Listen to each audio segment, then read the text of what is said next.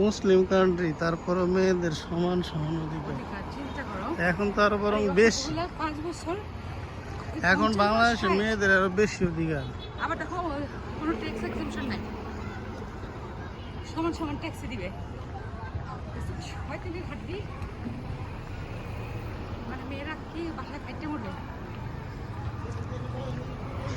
ওরা আসলে বাসায় খুব বেশি কাজ করেও না, ওই যে সব কাজ করে আর বাইরে খালি হোটেলেতে কিনে কিনে খায়।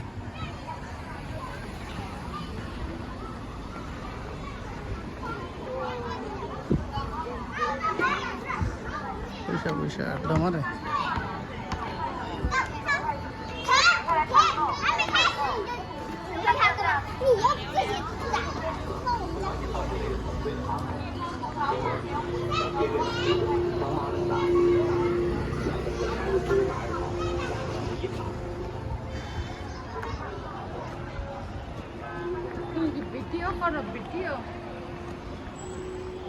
হ্যাঁ, তাহলে পোস্ট হবো না ইউটিউবে। ইউটিউবে আমার ইউটিউব চ্যানেলে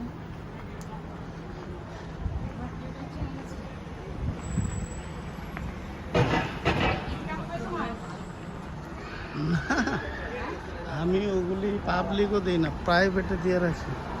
জাস্ট যেখানে যেখানে যাই কিছু স্মৃতি রাখি আর কি।